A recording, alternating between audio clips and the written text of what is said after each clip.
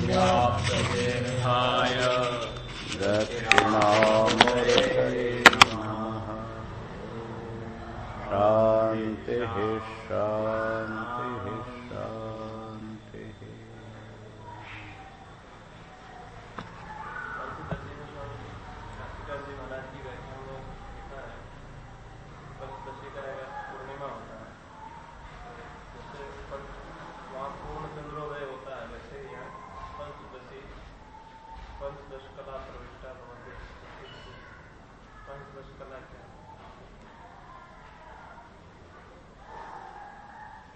एक एक जो चंद्र की कलाएं होती है ना,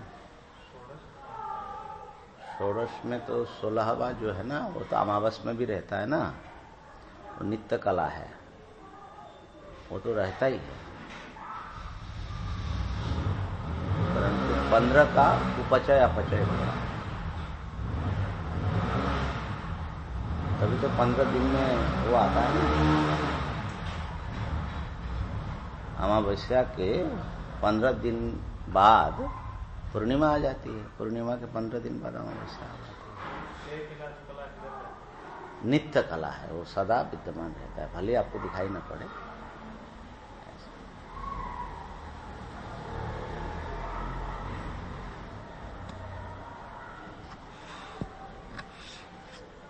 पंचदशी इन्होंने विद्या का विशेषण माना या विद्या का स्वरूप माना ना, पंचदशी विद्या।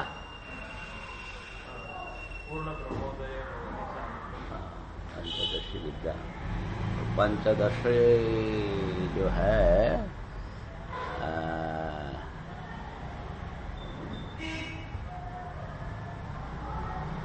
क्या उत्पत्ति किया है? हाँ, पंचदशानाम प्रकरणानाम समाहार।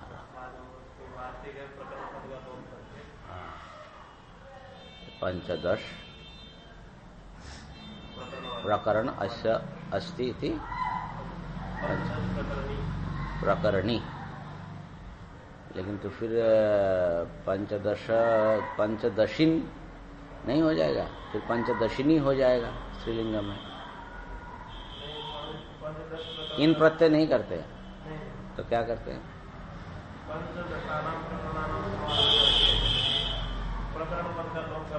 हाँ, नकार लोप हो जाएगा। अच्छा, बहुत सारे अर्थ किए लेकिन बैठ नहीं रहता। हाँ, बैठता नहीं है, फिर वही यही बैठाया। हाँ, ठीक।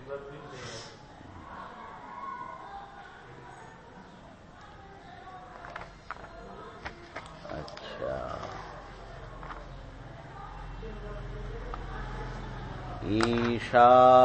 ईशावास्यमिदगुं सर्वं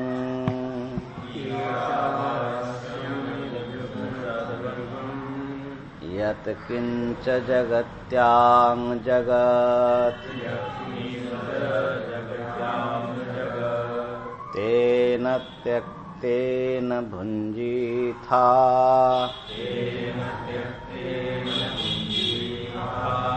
मा गृधः कस्य स्विद्धनाम्।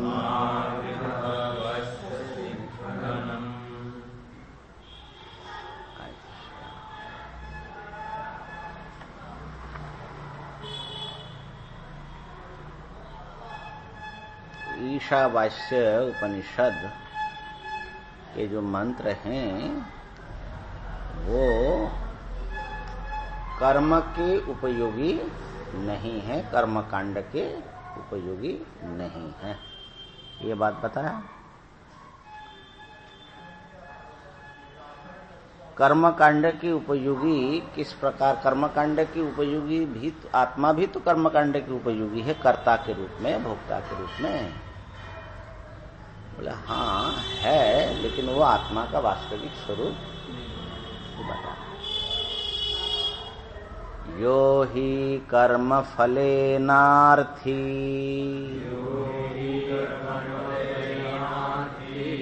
दृष्टेन ब्रह्मवर्चसादिना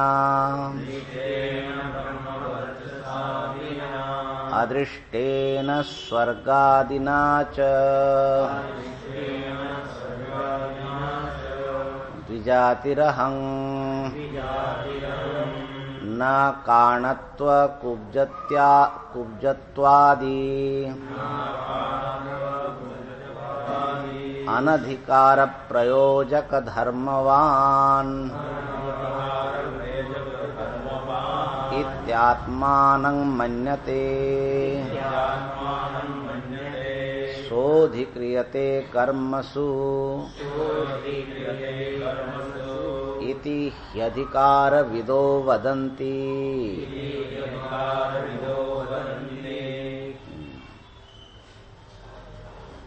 कौन कर्म में अधिकारी है, माने कर्म करने वाला बन सकता है, कर्म करने का अधिकार किसको है? तो यो ही कर्म फलेन अर्थी, जो कर्म फल की इच्छा रखता है, कर्म फल के अर्थी है माने प्रार्थी है। कर्मफल दो प्रकार होता है, दृष्टेन ब्रह्मवर्चसादिना, दृष्ट फल होता है कि ब्रह्म तेज हमको मिले, तो स्वाध्याय से, तपस्या से, ब्रह्मचर्य के पालन से एक विशेष प्रकार का तेज आविर्भाव होता है व्यक्तित्व में। उस व्यक्ति को देखते ही सब जो हैं उनके सामने नतमस्तक हो जाते हैं। ब्रह्म वर्चस बोलते हैं उसको। जो संयमी होगा, तपस्वी होगा, स्वाध्याय माने वेदाध्ययन करने वाला होगा, एकाग्र होगा, उसके व्यक्तित्व में ही एक अलग प्रकार की ज्योति, तेज दिखता है। तो ऐसा ब्रह्म वर्चस हमको मिले, ऐसा दृष्ट फल है, वो तो दिखता है सबको, दृष्ट फल है। और अदृष्टेन स्वर्गादिना, और जो दिखता नहीं है, स्वर्ग आदि मरने के बाद मिलता है, वो स्वर्ग आदि अदृष्ट फल है। इस प्रकार के दृष्ट या अदृष्ट फल के जो प्रार्थी है, यद्यपि निष्काम कर्म जो करता है, गीता जी में जो बात आई है, वो कर्तव्य बुद्धि से करता है, फलार्थी होकर के नहीं करता।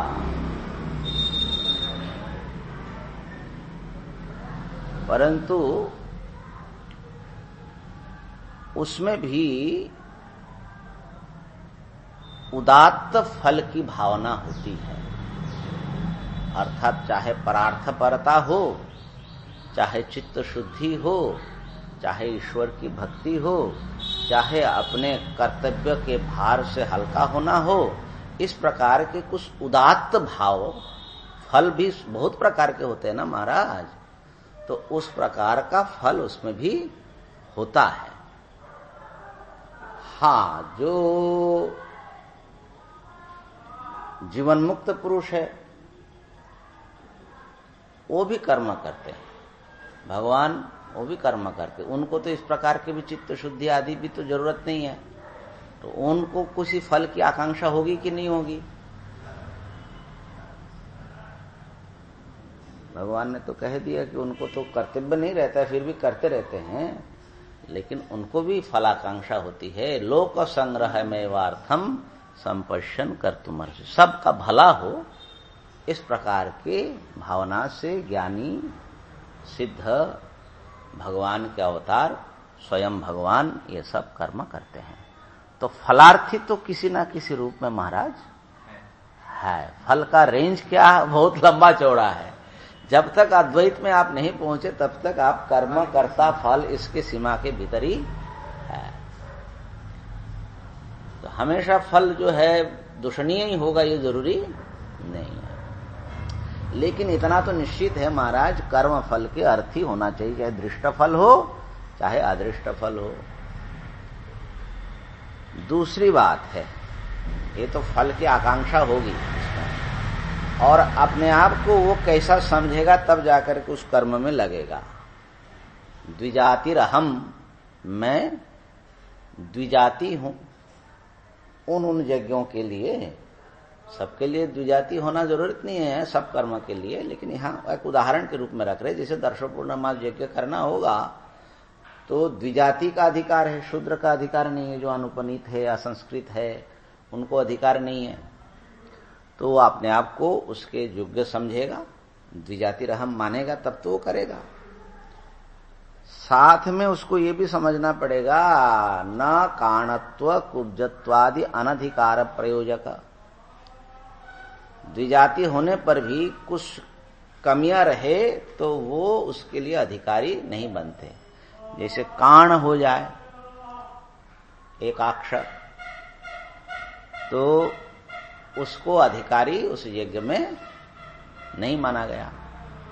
सब यज्ञ की बात नहीं हो रही है, थोड़ा ध्यान देना, क्योंकि कुछ यज्ञ ऐसे होते जिनमें दोनों आंखों से कुछ देखना पड़ता है। तो आपके पास एक ही आंख होगा तो देखोगे कैसे, समझे? दोनों आंखों से देखोगी तो वो द्रव्य संस्कृत होगा माना जाता है, तो कर्म ही नहीं कर सकते, आपके पास वो चीज नहीं है ना। तो इसीलिए इसमें कोई अमानविक चीज नहीं है, ये बड़े जो है व्यवहारिक और बहुत ही वास्तव बातें हो रही है यहाँ पर, भावनात्मक बातें नहीं हो रही है। तो काणत्व, कुब्जत्व, कुब्जा है, पंगुत्व आदि भी है, क्योंकि पंगु होने पर दिक्कत यह है कि उसमें लिखा है कि यज्ञ कुंड की परिक्रमा करनी पड़ती है, तो दोनों पैर नहीं होगा उसको, या एक पैर होगा तो कूद कूद करके करेगा, दोनों पैर का उपयोग नहीं होगा, ये भी समस्या है। माने अंग विकलांग हो जाएगा ना फिर वो यज्ञ की जो पूरे एक विधि है उसमें। हाँ, भगवत भजन में किसी का अनधिकार नहीं है, लेकिन जब आप कर्म, कोई खास कर्म करने के लिए आप आएंगे तो उस कर्म करने लायक सारे अवयव आपके पास होना चाहिए, है ना। तो एक कृपा भी है। अभी देखो ना, जो वैदिक कर्मों की बात जाने दो, ड्राइविंग लाइसेंस चली जाती है आंखें कमजोर हो जाए तो, क्यों? हाथ कटा होगा तो उसको ड्राइविंग लाइसेंस नहीं मिलती है। हम लोग एक बार गए थे ना, याद है? अरे राम राम, मरते मरते बचा। उसके बाद जब से भी टैक्सी लेना है तो दोनों हाथ उसका है कि नहीं पहले देख लेते हैं, और आंखें ठीक है कि नहीं उसकी।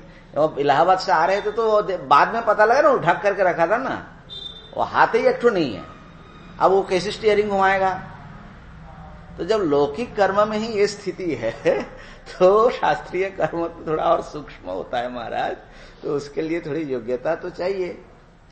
तो काणत्व कुब्जत्व आदि अनधिकार प्रयोज्य, जो धर्म रहने से अनधिकार हो जाता है व्यक्ति को, वो सब धर्म वाला मैं नहीं हूं, ऐसा समझेगा ना, मैं सकलांग हूं। पुलिस में भी नहीं लेते, सेनाबाहिनी में भी नहीं लेते, सबके अपनी अपनी भैया वो है। इति आत्मानम मन्यते, ऐसा जो अपने आप को समझता है, मैं सकलांग हूं, मैं द्विजाति हूं, मुझे फलाना फल चाहिए, ऐसा जो अपने आप को मानता है, सोधिक्रियते कर्मसु, वो कर्मों में अधिकारी हैं। इति ही, इस प्रकार अधिकार विदो वदंती, अधिकार कर्माधिकार के विषय में जो विशेषज्ञ हैं माने मीमांसक लोग, वे लोग ऐसा अवश्य ही कहते हैं। अथवा ही से दो बार ही आ गया, पहला ही तो क्योंकि करके जुड़ना और ये निश्चयार्थक ले लेना, यो ही करके शुरू या ना, क्योंकि माने वो जो पहले कहा कि ज्ञानी को माने अद्वैत आत्मा वाले को कर्म का अधिकार नहीं है, उसको बता रहे हैं। क्योंकि जो अपने आप को सर्वव्यापक, अकर्ता, शुद्ध, अपाप विद्ध समझेगा, परिपूर्ण समझेगा, उसको न किसी फल की आकांक्षा होगी और न ही वो अपने आप को परिच्छिन्न करता, सकलांग आदि समझेगा। ऐसा अधिकार विदो वदंती। तो जो ज्ञानी जो काम करता है उसमें फलार्थी तो है, लेकिन क्या अपने आप को ऐसा मानता है?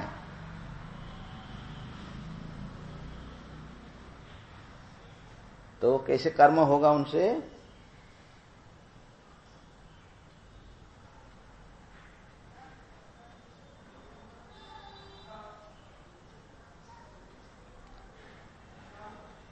ज्ञानी तो बीच में ही लटकता है।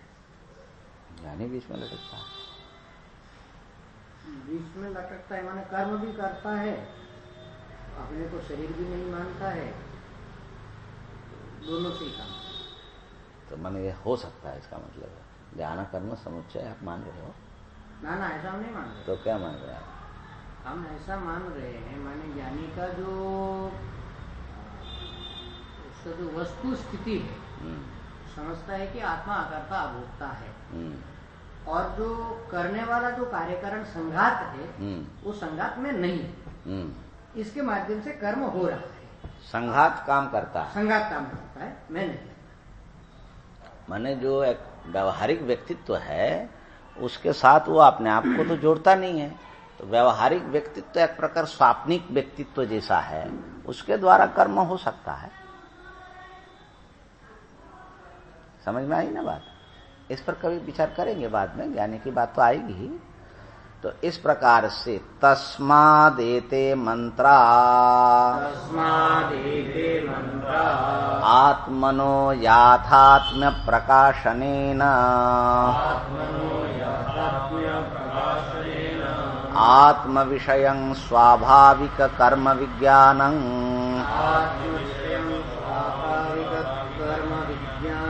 निवर्तयन्तः शोक मोहादि संसार धर्म विच्छित्ति साधनम आत्मैकत्वादि विज्ञानम उत्पादयन्ति इत्येवं उक्ताधिकारी अभिधेय संबंध प्रयोजनान् मंत्रान् संक्षेपतो व्याख्यास्यामः। तस्माद, इसलिए एते मंत्रा, ये जो ईशावास्य से लेकर के सर्वे वेदांत मंत्रा, हाँ, और खास करके ईशावास्य पर ही भूमिका लिखी है। तो ये मंत्र आत्मनः याथात्म प्रकाशनेन, आत्मस्वरूप की यथार्थता का प्रकाशन करते हुए, आत्म विषयकम विषयम, अपने बारे में स्वाभाविक जो कर्म विज्ञान है, माने मैं कर्ता भोक्ता, फलाना फल मुझे चाहिए, उसके बिना मैं हाय हाय मरा गया, ये सब जो कर्म संबंधी जो एक विज्ञान है स्वाभाविक। पाठ कैसा है? क्या पाठ है आपका? स्वाभाविकम अज्ञानम। अज्ञान बढ़िया होगा।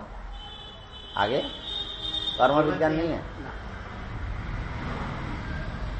तस्मात् एते मंत्राः आत्मनः याथात्म्य प्रकाशनेन आत्म विषयं स्वाभाविकम अज्ञानं निवर्तयन्तः। आपके वहाँ क्या पाठ है? वो पाठ ज्यादा सही ढंग से बने, सरलता से लग जाता है। स्वाभाविकम अज्ञानम, स्वाभाविकम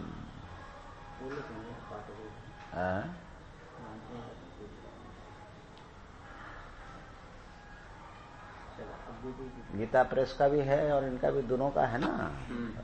ठीक है। स्वाभाविकम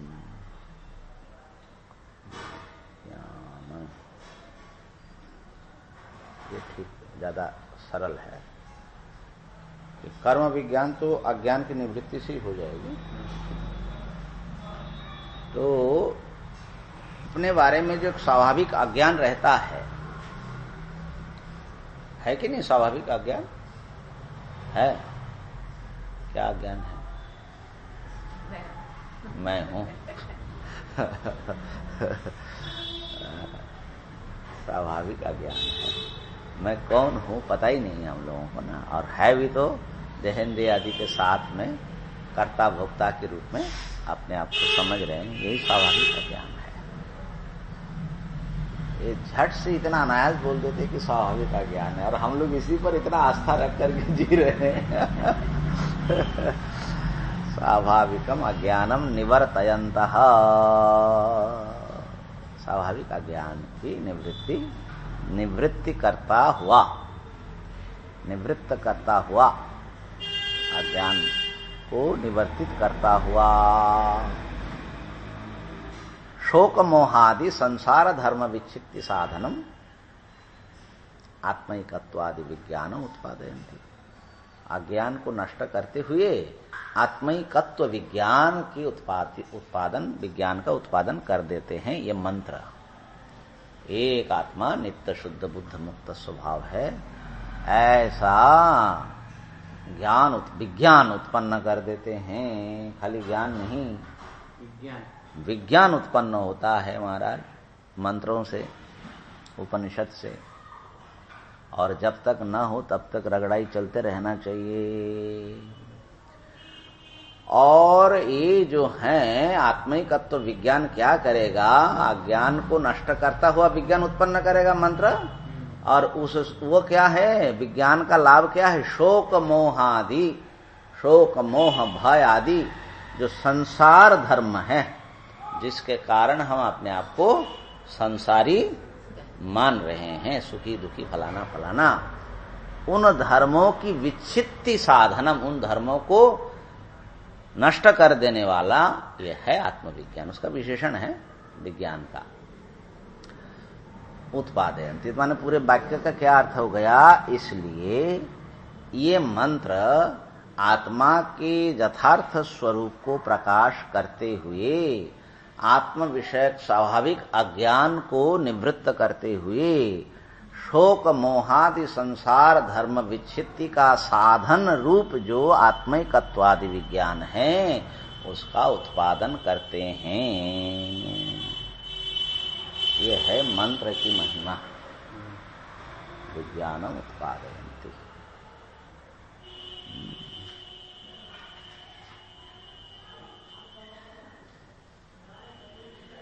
पहले परोक्ष ज्ञान उत्पन्न कर देगा, फिर जब और विचार करोगे और मंथन करोगे तो फिर अपरोक्ष ज्ञान उत्पन्न हो जाएगा, भ्रम का नाश हो जाएगा।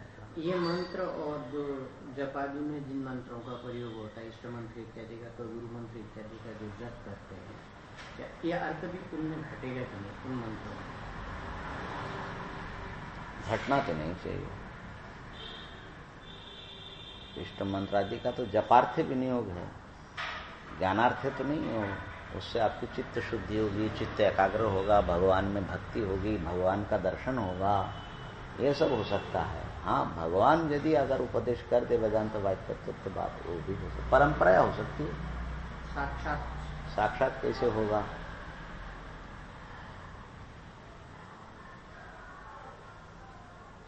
बताते हैं कि मंत्र स्वयं चैतन्य हो जाता है जपते जपते। हाँ, वो तो होता है। मंत्र जो स्वयं चैतन्य हो जाएगा, वो मंत्र बोध नहीं दे सकता। हाँ, वो दे सकते वेदांत सुनाकर।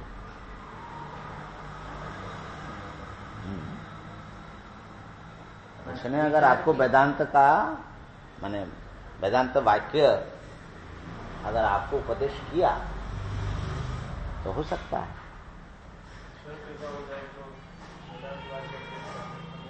हाँ, ईश्वर कृपा करके वेदांत सुनाते ना, ये तो ईश्वर की कृपा है। वेदांत तो सुनाए ना, वेदांत कृत वेद विदेव। अगर वेदांत की कोई उपयोगिता ही नहीं है भगवान के लिए, तो भगवान ने वेदांत कृत करके अपने को क्यों कहा? तो इसलिए तम तोपनिषदम पुरुषम पृच्छामि। इस मामले को लेकर के स्वामी जी समाज में बड़ी भ्रांति है। मास स्केल पर लोग जप में गहरा विश्वास करते हैं। नहीं, जप में देखो ऐसा है, जप का रूप स्टेज बदलता रहता है।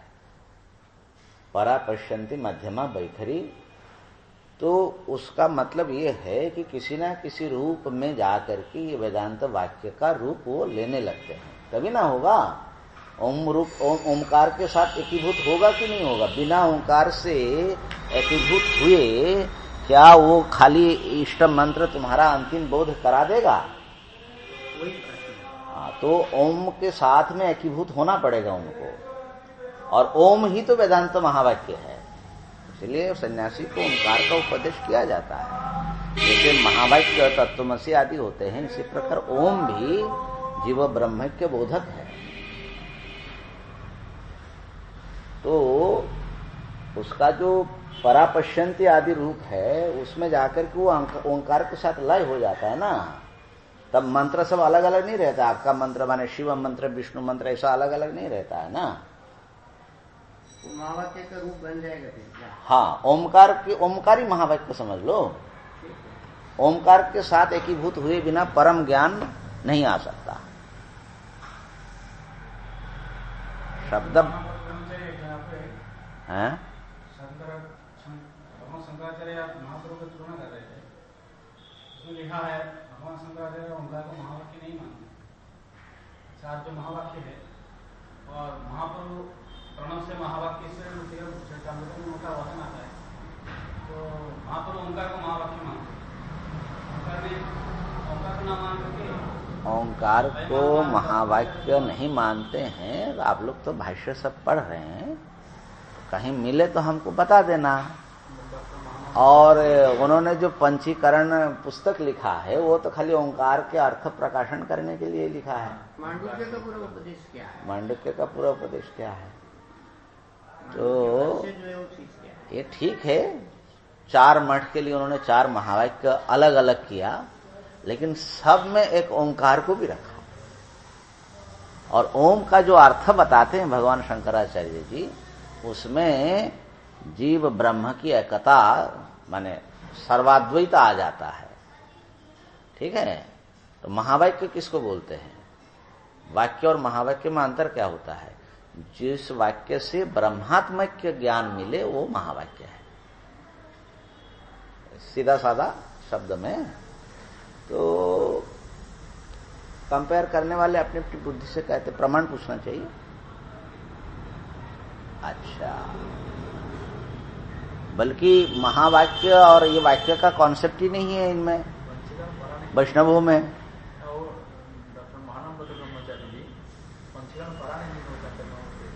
ऐसा हम नहीं कह सकते, बड़े सम्मानित व्यक्ति थे। और लेकिन इतना जरूर है, में तो पूरा ओंकार की हाँ ना, वो तो संन्यास लिए बिना वो ग्रंथ भी सामने नहीं आता प्रायः। तो सम्मान कर रहा हूँ उनकी जगह में, स्पेस में। नहीं, दूसरी बात यह है कि वैष्णवों का तो महावाक्य तो महानाम है, तारक ब्रह्म नाम तुम्हारा, हरे कृष्ण हरे नाम 32 अक्षर। उससे भी बड़ा माना ओंकार को, तब तो बड़े स्वागत है। वो लोग तो श्रीअंगम की परंपरा में ओम मंत्र में उन नहीं, तारक ब्रह्म नाम हरे कृष्ण हरे राम है कि नहीं? वो तो हरि पुरुष जगत बंधु महाउद्धरण तो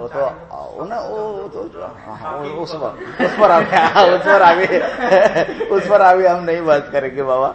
तो ये जो है, यहाँ पर सुगंधा ने जो पूछा, तो उससे ये तो है एक स्ट्रांग बिलीफ है जप में, और वो आवश्यक भी है।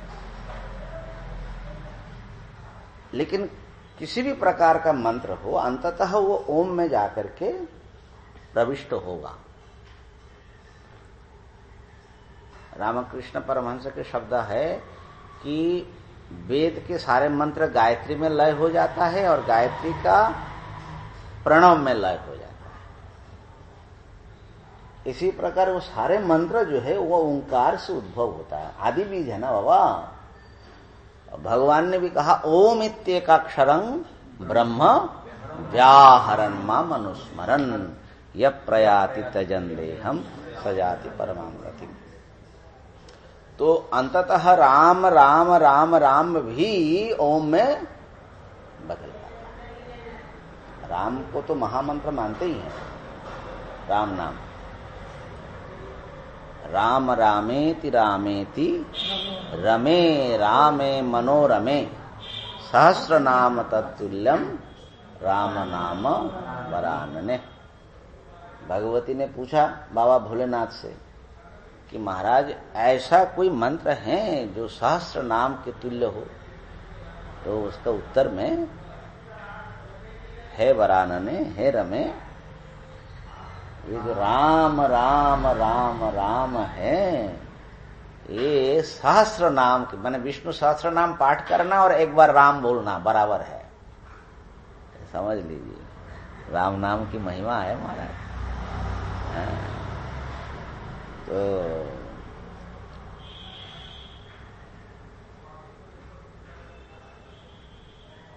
और बड़ा मीठा भी है। राम नाम में एक माधुर्य विशेष तो है, मानना पड़ेगा।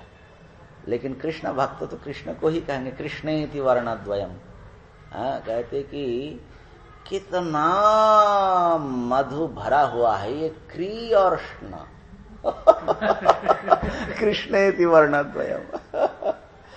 तो लेकिन वैदिकों की निष्ठा, जब आप वेद पढ़ेंगे, वेदांत पढ़ेंगे, तो सारा जो शुरू ही होता है ओंकार से, है ना।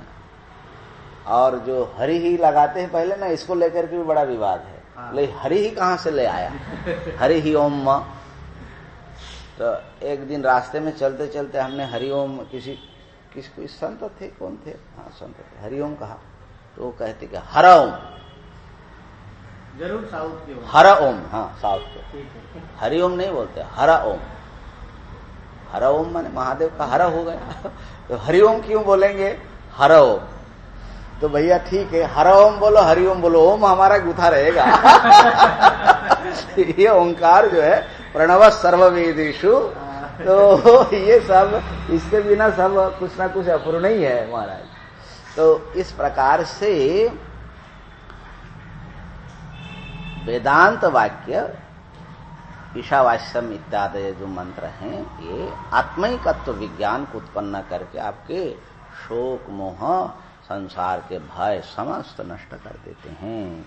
इत्येवं उक्ताधिकारी, इस प्रकार से इन मंत्रों के अधिकारी, अभिधेय माने प्रतिपाद्य, संबंध और प्रयोजन, ऐसा विशिष्ट प्रयोजन वाले ये मंत्र हैं। इनका संक्षेप तो व्याख्यास्यामः, इनको संक्षेप से व्याख्यान करूंगा।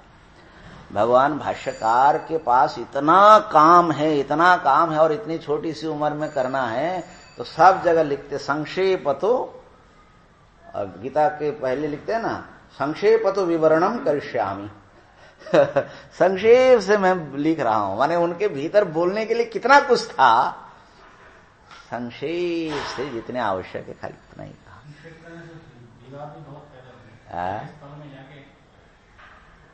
भगवान भाष्यकार के ऊपर तो विवाद ज्यादातर नहीं है, माने उन्होंने क्या कहा उसमें बहुत विवाद नहीं है।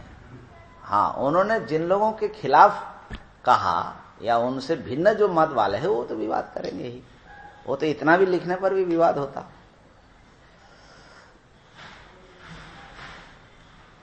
तो अधिकारी कौन हो गए महाराज? अच्छा, पीछे से बताओ, प्रयोजन कौन क्या है? आनंद गिरी ने स्पष्ट करके दिया। देखो, प्रयोजन हो गया यही शोक मोहादि संसार धर्म विच्छित्ति, माने मोक्षा। दृष्ट अदृष्ट फल नहीं, मोक्ष है प्रयोजन। और इस प्रयोजन के लिए क्या, इसका प्रतिपाद्य क्या है, या अधिकारी कौन है जो इस प्रयोजन को चाहते हैं? ऐसा मोक्ष चाहने वाला वो अधिकारी हो गया यहाँ का वेदांत वाक्य का। उनको काणत्व कुब्जत्व आदि रहे कोई दिक्कत नहीं है, क्योंकि कर्म तो करना है नहीं। हाँ, खाली कान होना चाहिए, कम से कम सुने। है ना। इसीलिए वेदांत वाक्य श्रवण के अधिकारी जो है साधन चतुष्टय संपन्न बताया, माने सकलांगत्व और ये सब नहीं बताया है ना।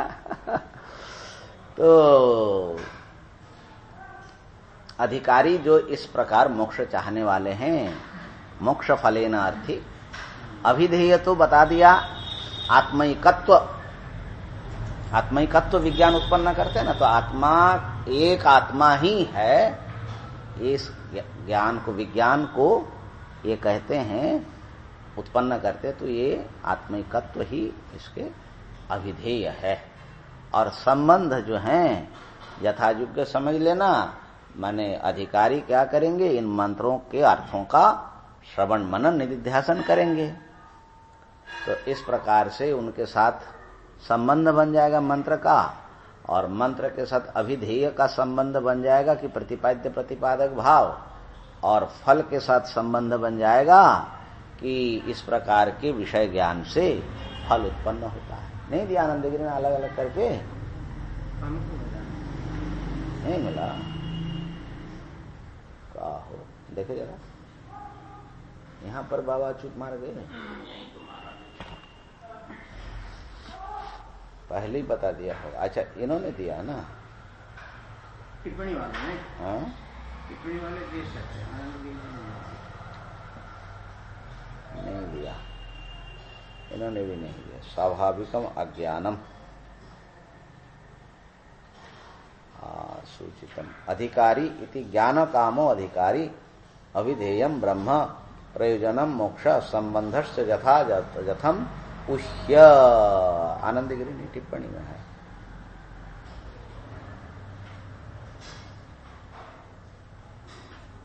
व्याख्यास्याम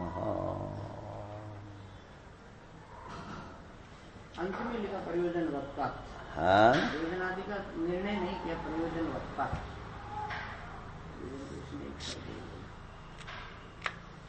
तस्मात्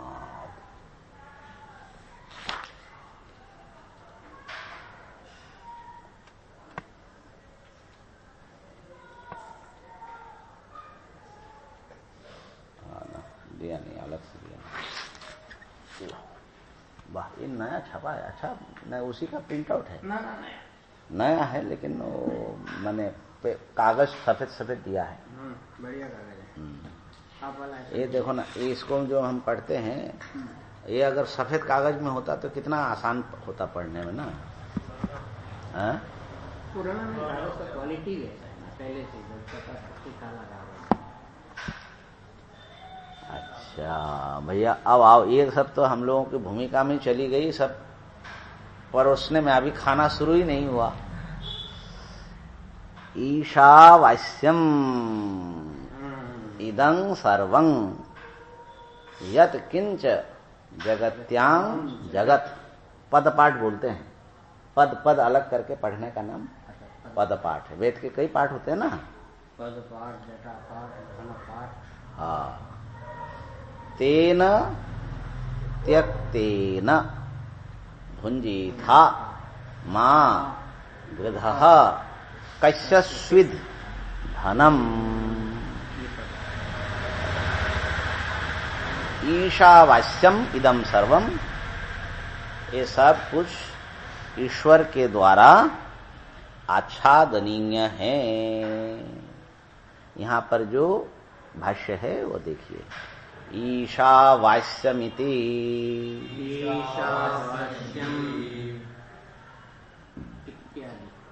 इत्यादि है। क्या हो, इत्यादि कहाँ से आएगा? इत्यादि है।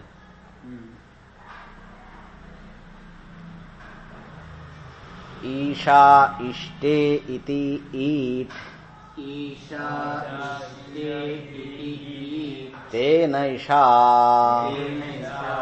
ईशिता परमेश्वरः परमात्मा सर्वस्य स हि सर्वमीष्टे सर्वजन्तूनामात्मा सन् प्रत्यगात्मतया। ईशा इस पद का अर्थ कर रहे हैं ईशा माने ईश शब्द से तृतीया का एक वचन लगा है, तो ईश्वर के द्वारा ईशा, ठीक है। तो ईश जो शब्द है उसका अर्थ बता रहे हैं। ईश किसको बोलते हैं? ईष्टे इति इठ। ईश शब्द का कैसा रूप चलेगा? इठ, ईशौ, ईशः, ईशम, ईशौ, ईशः, ईशा, ईशाभ्याम, ईशाभ्याम, ईट, ईडभ्याम बोले, ईडभ्याम, ईट, ईशौ, ईशाः, ईशा होगा। इश है, आकार आ जाएगा तो उसका जो है अकारांत हो जाएगा। ईशः, ईट, ईट, ईशौ, ईशः, और ईशम, ईशौ, ईशः, जस सस में ही होगा। तो हमारे एक बंगाली महापुरुष थे, दक्षिणामूर्ति में दर्शन विभाग में पढ़ाते थे। आप लोगों ने सब देखा नहीं होगा। दादाजी दादाजी बोलते थे। एक तो गुरुजी थे शाश्वतानंद जी, तो उन्हीं के जैसे उम्र वाले, उनसे जूनियर थे, बहुत वृद्ध अवस्था तक रहे। तो दर्शन विभाग में पढ़ाते थे। तो अब उनका तो बंगाली उच्चारण है ना, तो उनके बंगाली उच्चारण लेकर के जो नॉन बंगाली लोग हैं इतना हंसी उड़ाते थे। एक ईश्वरानंद जी थे, यहाँ पर बहुत दिन कोठारी रहे, थे अच्छे महात्मा थे। तो बोले कि जब शुरू गए उनके पास में तो उन्होंने शुरू किया, गुरुजी दादाजी पढ़ाइए, गुरुजी पढ़ाइए। ईशा वायुमिदम सर्वम जगत किंचु जगत्याम जगत, ऐसा बोल बोल करके और पेट पकड़ पकड़ करके हंसे। ईशा वायुमिदम सर्वम। तो कहने का अर्थ है कि हम लोगों की आदत है दीर्घ ह्रस्व का ख्याल बिल्कुल बंगाल में सब बराबर है। दोनों इकार लिखने में लिखेंगे दो इकार, लेकिन उच्चारण में कोई फर्क नहीं है। तो ईशा और ईशा कोई अंतर नहीं मालूम पड़ता हमारे कान में। तो इसलिए ईशावास्यम ना, ईशा। तो हमारा कान खड़का। हमने कहा अरे भैया तो उच्चारण सुधरना पड़ेगा। नहीं तो ये पेट पकड़ पकड़ करके हंसेंगे पीछे। तो ईशा, ईश शब्द का अर्थ है ईष्टे। ईष्टे माने ईश ऐश्वर्य, ईश शासने, ईशन करना माने शासन करना, नियंत्रण में रखना। ईश शब्द का अर्थ है ईष्टे। ईष्टे माने शासयति, शास्ते, सबको अपने शासन में, अपने वश में रखते हैं। इति ईठ, ईश शब्द का यही अर्थ होता है। ईष्टे इति ईठ, ईठ जो ईशन करने वाला है वो है ईठ माने ईशा। तेन उसके द्वारा, उस शासिता के द्वारा, ये ईशा पद का अर्थ हो गया। उस शासिता के द्वारा क्या करना है माने ईश्वर के द्वारा क्या करना है, सबको ढकना है। तो ईशा शब्द का जो तृतीया विभक्ति छोड़ दो तो खाली ईश शब्द का अर्थ हो गया ईशिता। ईशिता, शासिता, ईशिता, सबके ऊपर जो ईशन करे तो यो परमेश्वर, उन्हीं को परमेश्वर बोलते हैं। परम इसलिए लगाया कि उनके ऊपर और किसी का शासन नहीं। ऐसे तो ईश्वर शब्द छोटे छोटे ईश्वरों के लिए भी दिल्लीश्वरो वा जगदीश्वरो वा, है ना, ऐसा बोलते। तो दिल्लीश्वर भी तो ईश्वर ही है ना। तो ईशिता परमेश्वरः परमेश्वरः कौन है वो परमेश्वरः? परमात्मा सर्वस्य। ये ईश्वर की अवधारणा जो है वेदांत में यही है कि ईश्वर कोई दूरस्थ आपसे भिन्न सत्ता नहीं है। सर्वस्य सब की जो परम आत्मा है, माने वास्तविक सबकी आत्मा तो देह भी आत्मा है, अन्नमय को भी आत्मा मानता है ना। तो ऐसा जो वास्तविक जो आत्मा है, जो परम आत्मा है, माने निरुपाधिक, वो आत्मा सत्ता ही सबका ईश्वर है। ये बात है, वेदांत में इसकी बड़ी निष्ठा है महाराज। आत्मा ही ईश्वर है, ईश्वर ही आत्मा है।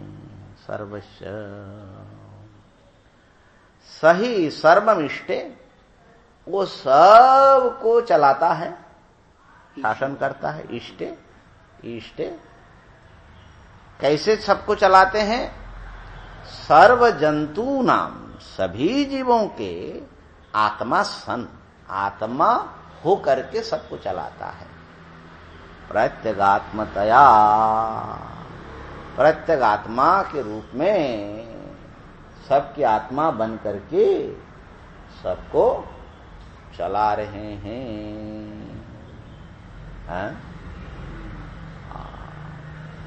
सर्वजंतूनाम प्रत्यगात्मतया। तो हमारी जो आत्मा है प्रत्यग रूप आत्मा है, माने अंतरात्मा है। वो अंतरात्मा सबकी आत्मा है और सबके ईश्वर है। यह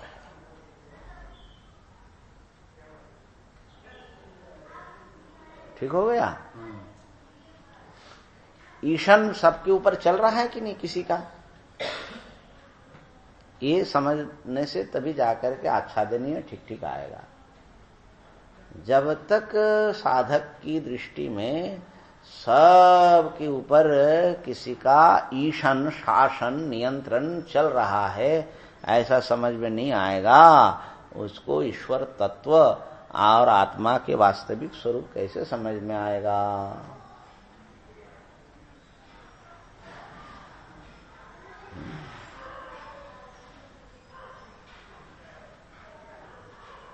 एतस्वाक्षरस्य प्रशासने गार्गी सूर्या चंद्रमसौ विधृतौ तिष्ठतः।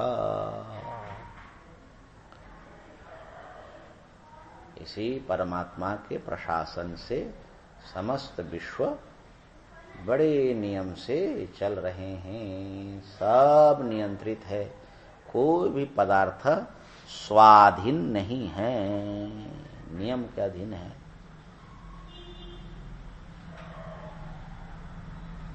तो अपने नियंता को ढूंढना ये साधना की एक हिस्सा है। अपने नियंता और सर्व जगत के नियंता। नियंत्रित तो दिखता है, नियंता तो दिखता है। नियंत्रित तो देखने से भी चल जाएगा। सूर्य चंद्रमा सो तो दिखते हैं, उनका नियमन भी दिख रहा है। नियंता तो कोई नहीं। कैसे नियमन दिखता है?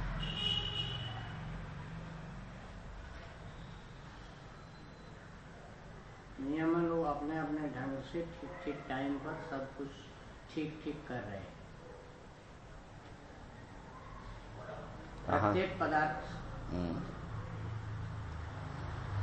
अपनी मर्यादा के अनुसार रह रहा है। हर एक चीज एक मर्यादा के भीतर बंधी हुई है, इतना तो दिखता है।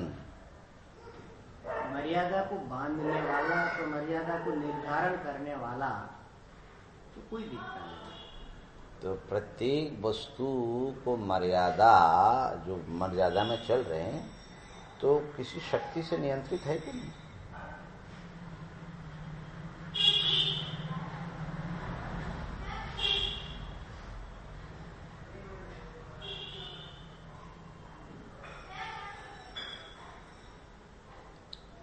शक्तिरस्तश्वरी काचित सर्ववस्तु नियामिका आनंदमयमारभ्य गूढ़ा सर्वेषु वस्तुषु।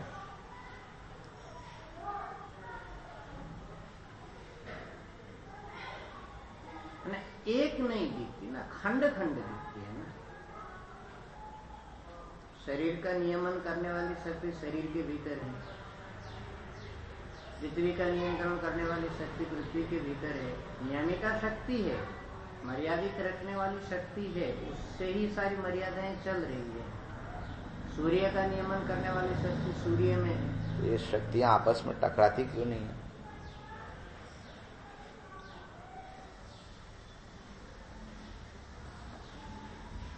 सब भिन्न भिन्न शक्ति हैं और उसमें आपस में समन्वय नहीं है तो ये जगत चल पाएगा?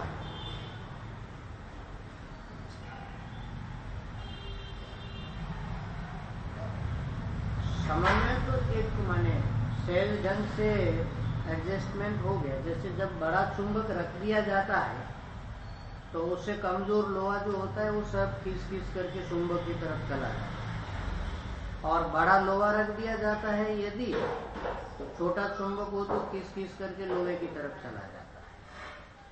तो ये शक्तियों का अपना एक ऐसा एडजस्टमेंट है कि वो भिन्न भिन्न होते हुए भी एक दूसरे से टकराते नहीं है, क्योंकि शक्ति में कोई एक चरित्र है, स्वाभाविक चरित्र है जो बिना टकरे चल सकते, पर एकत्व तो दिखता नहीं, ये टकराते नहीं है, इसलिए इनमें कोई एक होना चाहिए ये समझ में नहीं। नियमन, मर्यादा, संचालन तो समझ में आता है, एकत्व के स्तर पर कल्पना करनी पड़ती है।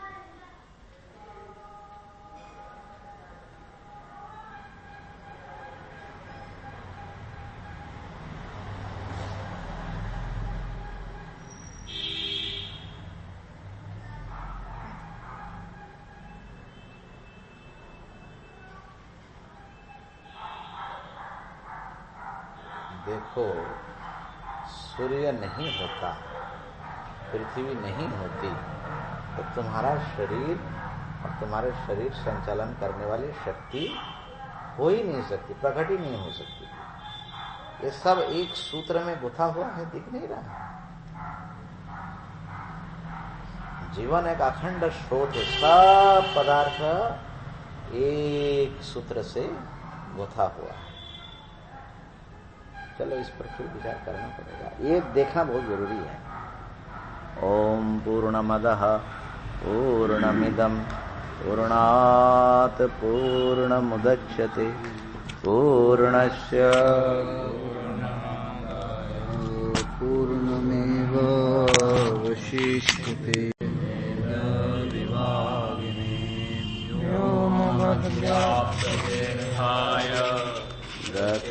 दक्षिणामूर्तये नमः।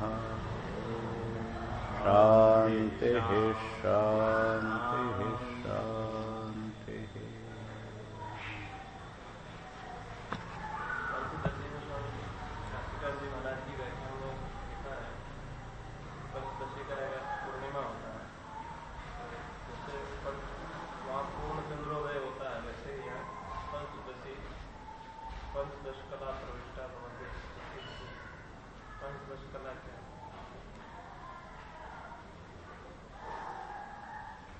एक एक जो चंद्र की कलाएं होती है ना,